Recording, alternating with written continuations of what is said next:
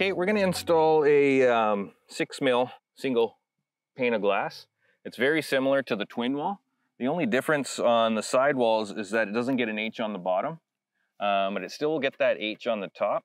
And also, there's usually a little tattoo mark on the corners. So I like to keep them all the same way, whether you choose bottom left or bottom right, just to keep it more uniform. So when I put it in, I always just find my marker. So I'm gonna go top left, bring it in, take it tight to the top and slowly down and let it rest on the base.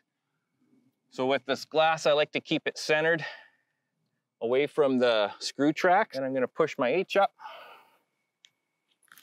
get my cap. Well, I've set my clutch to about 12. Each drill is different. You just don't want the screws to spin in the track.